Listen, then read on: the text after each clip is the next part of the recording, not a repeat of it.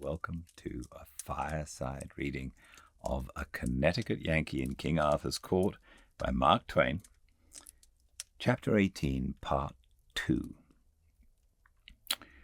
She called her guards and torches, and we went down into the dungeons. These were down under the castle's foundations, and mainly were small cells hollowed out in the living rock. Some of these cells had no light at all. In one of them was a woman in foul rags who sat on the ground and would not answer a question or speak a word, but only looked up at us once or twice through a cobweb of tangled hair, as if to see what casual thing it might be that was disturbing with sound and light the meaningless, dull dream that was become her life. After that she sat bowed, with her dirt-caked fingers idly interlocked in her lap, and gave no further sign. This poor rack of bones was a woman of middle age, apparently, but only apparently. She had been there 9 years, and was 18 when she entered. She was a commoner, and had been sent here on her bridal night by Sir Bruce Sans Pete, a neighboring lord whose vassal her father was, and to which said lord she had refused what has since been called the droit de seigneur, and moreover had opposed violence to violence, and spilt half a gill of his almost sacred blood. The young husband had interfered at that point, believing the bride's life in danger, and had flung the noble out into the midst of the humble and trembling wedding guests in the parlor, and left him there astonished at this strange treatment, and implacably embittered against both bride and groom. The said lord, being cramped for dungeon room, had asked the queen to accommodate his 2 criminals, and here in her Bastille they had been ever since.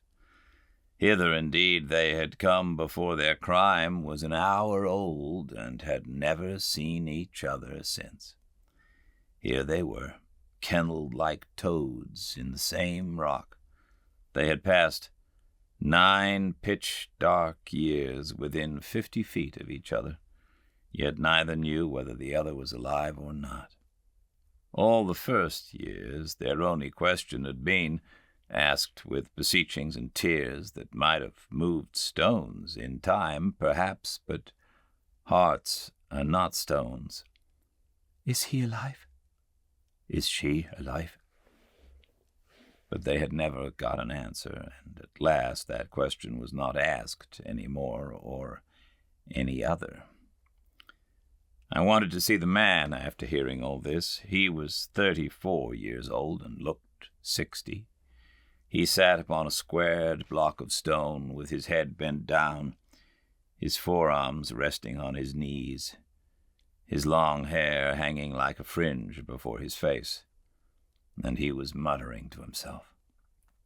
He raised his chin and looked us slowly over, in a listless, dull way, blinking with the distress of the torchlight, then dropped his head and fell to muttering again, and took no further notice of us. There were some pathetically suggestive, dumb witnesses present. On his wrists and ankles were cicatrices, old smooth scars, and fastened to the stone on which he sat was a chain with manacles and fetters attached. But this apparatus lay idle on the ground and was thick with rust. Chains cease to be needed after the spirit has gone out of the prisoner.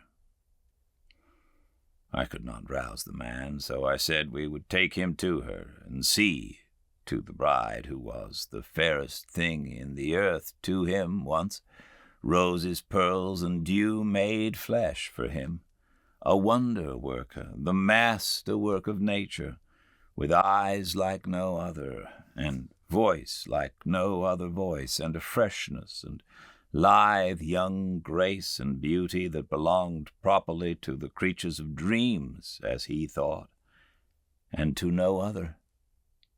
The sight of her would set his stagnant blood leaping. The sight of her... But it was a disappointment.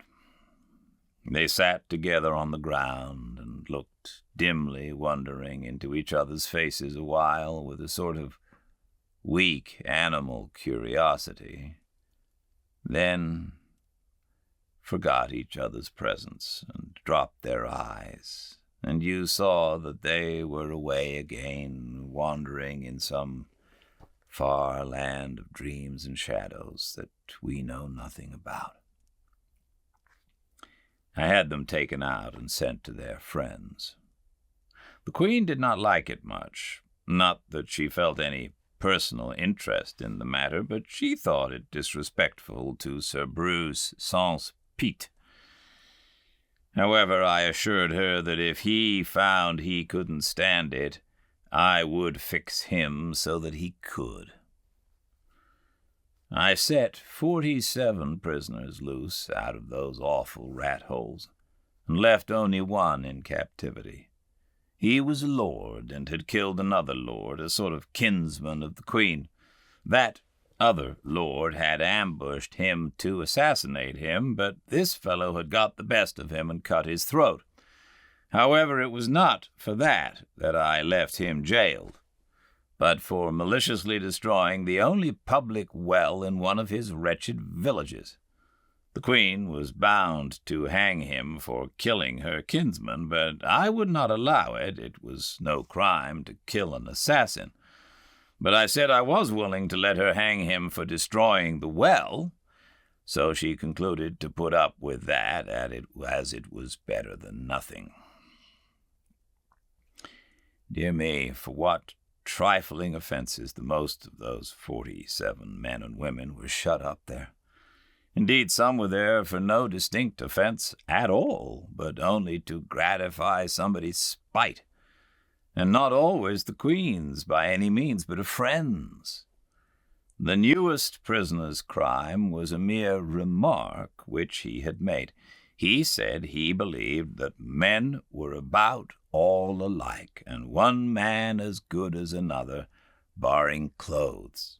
He said he believed that if you were to strip the nation naked and send a stranger through the crowd, he couldn't tell the king from a quack doctor, nor a duke from a hotel clerk. Apparently here was a man whose brains had not been reduced to ineffectual mush by idiotic training. I set him loose and sent him to the factory. Some of the cells carved in the living rock were just behind the face of the precipice, and in each of these an arrow slit had been pierced outward to the daylight, and so the captive had a thin ray from the blessed sun for his comfort. The case of one of these poor fellows was particularly hard. From his dusky swallow's hole, high up in that vast wall of native rock, he could peer out through the arrow slit and see his own home off yonder in the valley. And for 22 years he had watched it with heartache and longing through that crack. He could see the lights shine there at night, and in the daytime he could see figures go in and come out. His wife and children, some of them no doubt, though he could not make out at that distance. In the course of years he noted festivities there, and tried to rejoice, and wondered if they were weddings or what they might be. And he noted funerals, and they wrung his heart. He could make out the coffin, but he could not determine its size, and so could not tell whether it was his wife or child. He could see the procession form with priests and mourners, and move solemnly away, bearing the secret with them. He had left behind 5 children and a wife, and in 19 years he had seen 5 funerals issue, and none of them humble enough in pomp to denote a servant.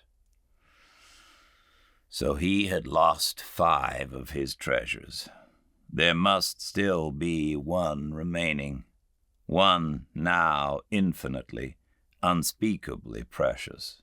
But which one, wife or child? That was the question that tortured him by night and by day, asleep and awake. Well, to have an interest of some sort and half a ray of light when you're in a dungeon is a great support to the body and preserver of the intellect. This man was in pretty good condition yet. By the time he had finished telling me his distressful tale, I was in the same state of mind that you would have been in yourself, if you have got average human curiosity. That is to say, I was as burning up as he was to find out which member of the family it was that was left. So I took him over home myself, and an amazing kind of surprise party it was, too. Typhoons and cyclones of frantic joy, and whole Niagaras of happy tears, and by George, we found the aforetime young matron graying toward the imminent verge of her half-century, and the babies, all men and women, and some of them married and experimenting family-wise themselves, for not a soul of the tribe was dead. Conceive of the ingenious devilishness of that queen. She had a special hatred for this prisoner, and she had invented all those funerals herself to scorch his heart with. And the sublimest stroke of genius of the whole thing was leaving the family invoice a funeral short, so as to let him wear his poor old soul out guessing. But for me, he never would have got out. Morgan Le Fay hated him with her whole soul, and she never would have softened toward him. And yet his crime was committed more in thoughtlessness than deliberate depravity. He had said she had red hair. Well, she had, but that was no way to speak of it. When red-headed people are above a certain social grade, their hair is auburn. Consider it. Among these 47 captives, there were 5 whose names, offenses, and dates of incarceration were no longer known. 1 woman and 4 men, all bent and wrinkled and mind-extinguished patriarchs. They themselves had long ago forgotten these details. At any rate, they had mere vague theories about them, nothing definite and nothing that was repeated twice in the same way. The succession of priests whose office it had been to pray daily with the captives and remind them that God had put them there for some wise purpose or other, and teach them that patience, humbleness, and submission to oppression was what he loved to see in parties of a subordinate rank, had traditions about these poor old human ruins, but nothing more. These traditions went but little way, for they concerned the length of the incarceration only, and not the names of the offenses. And even by the help of tradition, the only thing that could be proven was that none of the 5 had seen daylight for 35 years. How much longer this privation has lasted was not guessable. The king and the queen knew nothing about these poor creatures except that they were heirlooms, assets inherited, along with the throne from the former firm. Nothing of their history had been transmitted with their persons, and so the inheriting owners had considered them of no value and had felt no interest in them. I said to the queen, "Then why in the world didn't you set them free?" The question was a puzzler. She didn't know why she hadn't. The thing had never come into her mind. So here she was, forecasting the veritable history of future prisoners of the Castle Deef, without knowing it. It seemed plain to me now that with her training, those inherited prisoners were merely property, nothing more, nothing less. Well, when we inherit property, it does not occur to us to throw it away, even when we do not value it.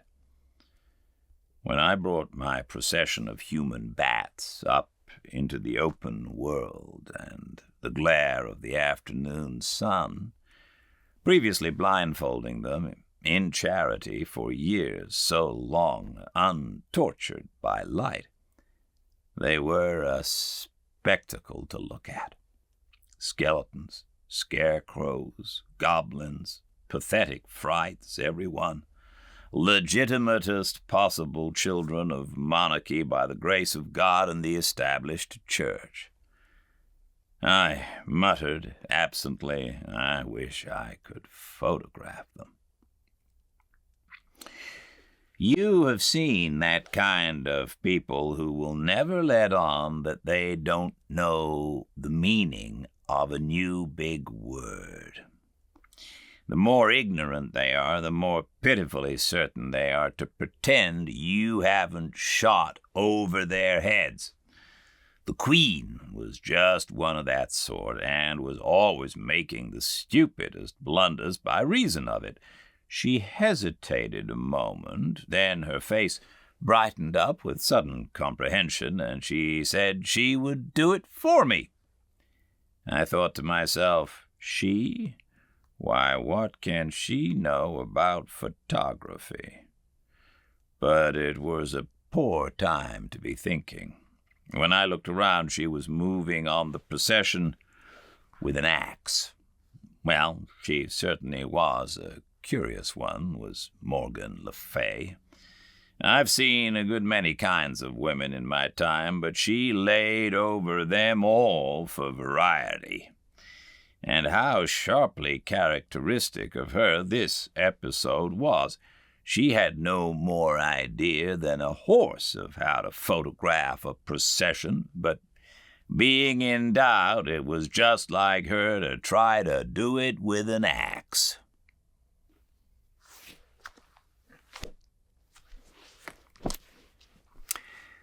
Thank you all. That was a little sad, those poor people. All fiction. We're going to have the weekend off, Saturday and Sunday, and then I will see you on Monday. Yes, I'll see you on Monday. All right, good. I have something I have to do on Monday, but it won't be at 5. So I'll see you then. Have a great weekend, everyone. Stay very, very well. Until then, goodbye.